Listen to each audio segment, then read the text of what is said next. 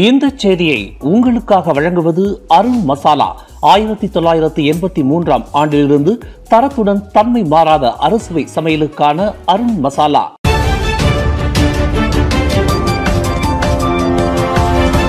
வணக்கம். திசைகளின் ஒரு மணி செய்திகள். வரலாற்றை புரிந்து கொள்ளும் இளம் தலைமுறையினர்தான் மலேசியாவை நேசிப்பார்கள். அன்வார் வலியுறுத்தல். இளைய தலைமுறையினரிடம் தேசபக்தியையும் நாட்டின் மீதான அன்பையும் வளர்ப்பதற்கு அவர்களுக்கு மலேசிய வரலாறு பற்றிய புரிதல் அவசியம் என பிரதமர் டத்தோசரி அன்வார் இப்ராஹிம் தெரிவித்துள்ளார். அதேவேளையில் மலேசிய வரலாறு குறித்த புரிதலை அவர்களுக்கு ஏற்படுத்த அதீத முயற்சிகள் எடுக்கப்பட வேண்டும் என்றும் சுவாரஸ்யமான முறையில் அவர்களுக்கு மலேசிய வரலாறு கற்பிக்கப்பட வேண்டும் என்றும் பிரதமர் வலியுறுத்தியுள்ளார். டிஜிட்டல் மயமாக்கல் மற்றும் செயற்கை நுண்ணறிவை நோக்கி மலேசியா முன்னேறி செல்வதை ஏற்றுக்கொண்ட அவர், இளம் தலைமுறையினர் சரியான பாதையில் செல்வதை உறுதி செய்வதற்கு வரலாற்று அறிவு என்பது மிக முக்கியமானது என குறிப்பிட்டுள்ளார்.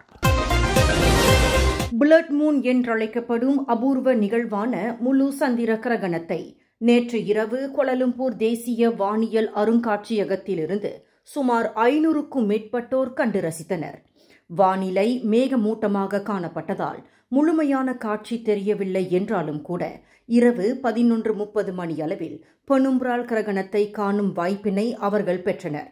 முழு நிலவின் போது நிகழும் பெனும்பிரால் கிரகணத்தில் பூமியின் நிழல் சந்திரனை மறைக்கும் அரிய காட்சியை தொலைநோக்கியின் மூலமாக மட்டுமே காண முடியும் என்பது குறிப்பிடத்தக்கது.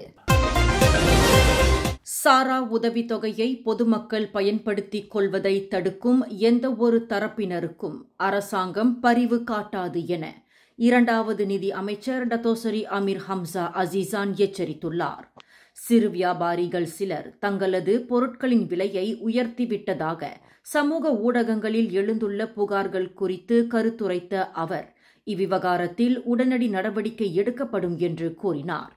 இப்புகார்கள் அனைத்தும் விலை கட்டுப்பாடு மற்றும் லாப நோக்க எதிர்ப்பு சட்டம் 2011 கீழ் உடனடியாக விசாரணை நடத்தப்படும் என்று அமீர் ஹம்சா அசீசான் குறிப்பிட்டார்.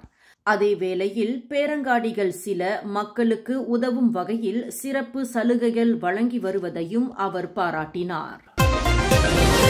பாலஸ்தீன ஆதரவு குழுவான பிடிஎஸ் மலேசியா தங்களது போராட்டக்காரர்கள் சிலரை வணிக வளாகத்திற்குள் அனுமதிக்க மறுத்த சூர்யா KLCC நிர்வாகத்தை கடுமையாக சாடியுள்ளது.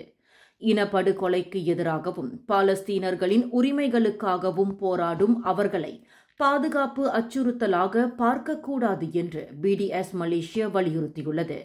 காசா கெனோசைட் எதிர்ப்பாளர்களை சியோனிச ஆதரவு நாடுகளில்தான் பாதுகாப்பு அச்சுறுத்தலாக பார்ப்பார்கள் என்றும் மலேசியாவில் அப்படி ஒரு நிலை ஏற்படக்கூடாது என்றும் அவ்வமைப்பு குறிப்பிட்டுள்ளது. மலேசியாவை சேர்ந்த பட்டதாரிகள் பலர் வெளிநாடுகளுக்கு புலம்பெயர்ந்து அங்கு தமது எதிர்காலத்தை அமைத்துக் கொள்வதாக புத்ரா மலேசியா பல்கலைக்கழக பேராசிரியர் டாக்டர் ஹிடாயத்துல்லா முகமது அலி கவலை தெரிவித்திருக்கிறார். அண்மைய காலமாக மலேசியா இப்படி ஒரு புதிய சவாலை எதிர்கொள்கிறது என்றும் அரசாங்கம் இதில் உடனடியாக கவனம் செலுத்த வேண்டும் என்றும் ஹிடாயத்துல்லா முகமது அலி வலியுறுத்தியுள்ளார். வெளிநாடுகளில் கிடைக்கும் அதிகமான ஊதியம், தெளிவான வளர்ச்சி பாதை, ஊக்கமளிக்கும் பணியிட கலாச்சாரம் ஆகியவற்றால் ஈர்க்கப்படும் அவர்கள் அங்கேயே தங்களது வாழ்க்கையை அர்ப்பணித்துக் கொள்வதாகவும் அவர் குறிப்பிட்டுள்ளார். நிபுணத்துவம் வாய்ந்த பட்டதாரிகளை இழப்பது தேசத்தின் வளர்ச்சியை பாதிக்கும் என்றும் ஹிடாயத்துல்லா முகமது அலி எச்சரித்துள்ளார். ஜொஹூரை சேர்ந்த 55 வயதான பெண் வர்த்தகர் ஒருவர் போலி முதலீட்டு மோசடியில் சிக்கி சுமார் 5 லட்சம் ரிங்கிட்டிற்கும் மேல் இழந்துள்ளார்.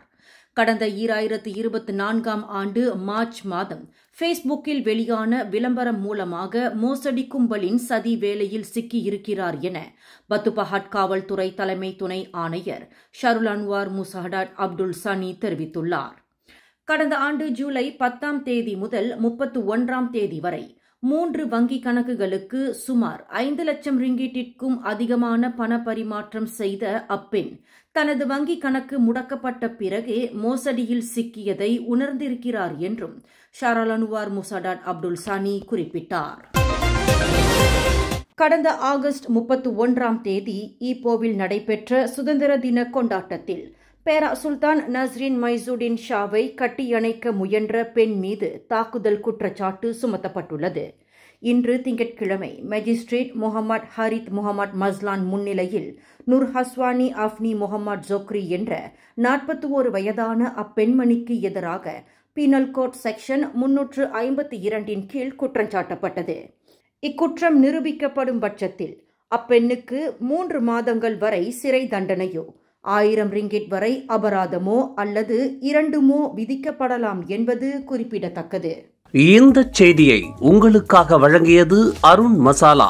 1983ஆம் ஆண்டிலிருந்து தரத்துடன் தன்மை மாறாத அறுசுவை சமையலுக்கு அருண் மசாலா. மேலும் செய்திகளை தெரிந்து கொள்ள கீழே இருக்கும் பெல் பட்டனை அழுத்துங்கள். உங்கள் மகிழ்ச்சியை வெளிப்படுத்த லைக் மற்றும் ஷேர் செய்யுங்கள். தொடர்ந்து திசைகளோடு இணைந்திருக்க சப்ஸ்கிரைப் செய்யுங்கள்.